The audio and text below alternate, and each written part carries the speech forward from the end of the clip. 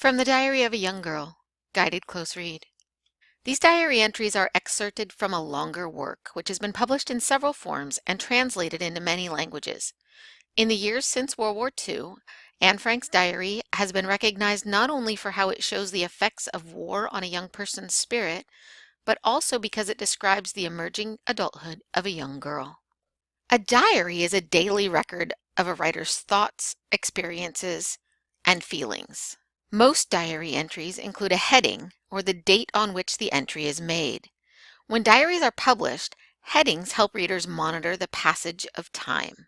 Reread the heading of the first entry. How is this line important to your understanding of the entry? Pause while you think. The heading allows readers to place the diary entry in historical time. The headings also show how much time has elapsed between entries. An inference is a logical guess based on information from the text along with your own knowledge and experiences. Remember that Anne and her family are hiding in a fairly small space with another family. Yet in lines 27 through 32, she says that she feels quite fortunate. Reread lines 27 through 32. Use your own sense of how you would feel in such a situation, combined with clues in the text, to infer what else Anne may be feeling. Pause while you think. Because other people are in even worse situations, Anne may feel fortunate. However, because of their living situation, she probably also feels trapped. She says she's feeling so selfish for looking forward to a return of normal life rather than helping others. This may cause her to feel guilty about her family's relative good fortune. A diary is usually written using first-person point of view, as shown by the use of pronouns such as I and me. As such, it expresses the personal thoughts and feelings of the writer.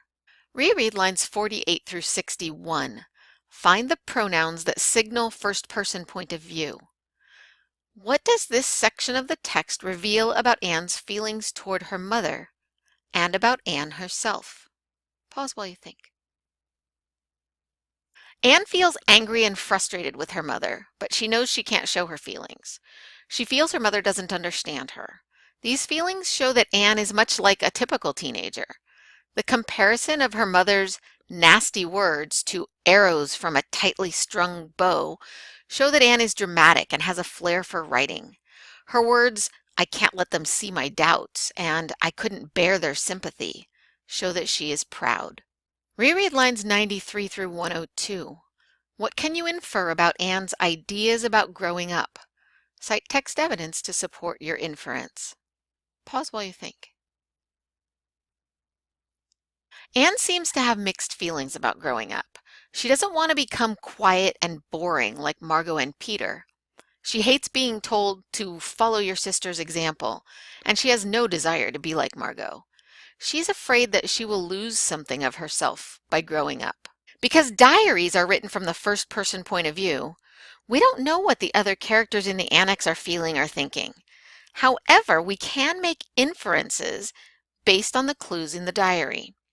For example, a person's actions or reactions can provide an insight into his or her feelings.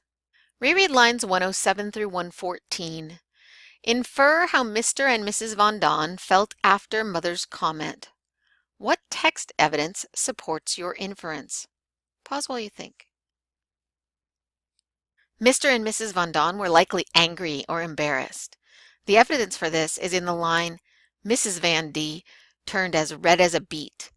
Mr. Van D stared straight ahead and said nothing. Reread lines 115 through 122. Why might Anne Frank have chosen to record this scene in her diary? Pause while you think. After describing so much anger and conflict, she might have wanted to show that there were also times of laughter and fun. Writers use figurative language in order to communicate ideas in an especially vivid way. One type of figurative language is a simile, or a comparison between two things that are basically unlike, using the words like or as. Reread lines 152 through 164. Identify two similes. Explain what is being compared in each and what tone or feeling the similes create. Pause while you think. First, the 8 people in the annex are being compared to a patch of blue sky surrounded by menacing black clouds. Second, the figurative black clouds are being compared to an impenetrable wall. Together, the similes convey a tone of dread and fear. They help the reader picture not only the current safety of the people's position, but also the trap they are caught in. Writers of diaries choose to record events that are important and meaningful to them personally. Reread lines 168 through 195. In this section, Anne tells a story about something that happened before she and her family went into hiding. What was Anne's purpose for telling this story? Pause while you think. The story recalls a happier time in Anne's life. It also demonstrates the importance of the pen, which she has had for so long. The 3 dots at the end of line 195 are called ellipses. Usually, these are used to indicate that material has been omitted. Here, Anne uses them for a different purpose.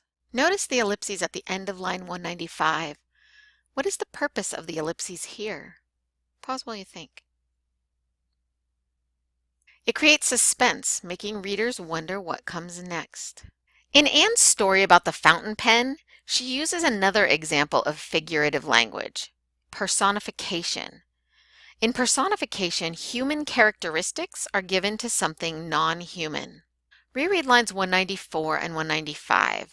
Identify the example of personification and explain why Anne uses it. Pause while you think. She says that the fountain pen was enjoying the last year of its life. She uses this expression to enliven her story and to convey her feelings about the pen. Remember that this selection consists of excerpts from Anne Frank's diary. You can use headings or dates to determine how much time has elapsed between one excerpt and the next. Reread line 227. Look back at the previous heading. How much time has elapsed? Pause while you check. Over 2 months have passed between these entries. Reading forward from this point, readers need to make inferences about what has occurred during those 2 months. Remember that when you make an inference, you take what you're given in the text plus what you already know. In lines 229 through 234, Anne explicitly states that she's leaving out details of quarrels. There's no reason for me to go on. Her statement, "It's enough to tell you that," is essentially an invitation to the reader to infer the extent of the quarrels that have taken place since the last diary entry. Reread lines 229 through 234. What inference can you make based on text evidence about the quarrels that have occurred? Pause while you think.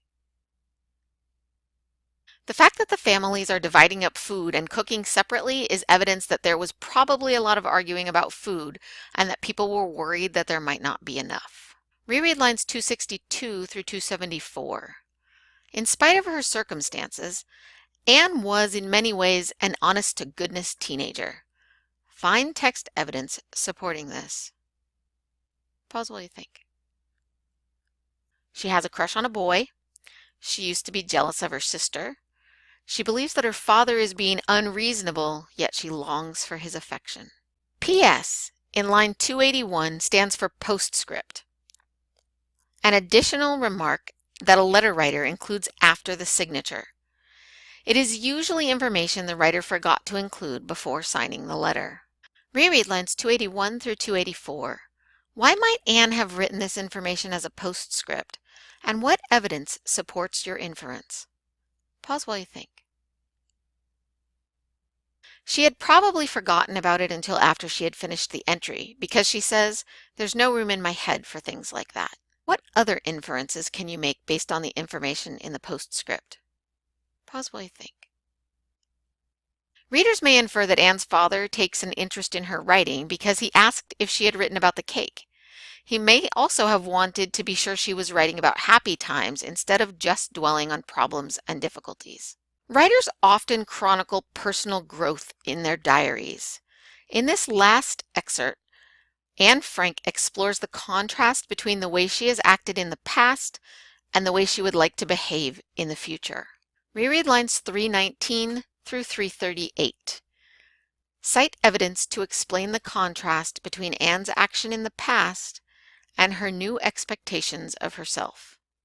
Pause while you think.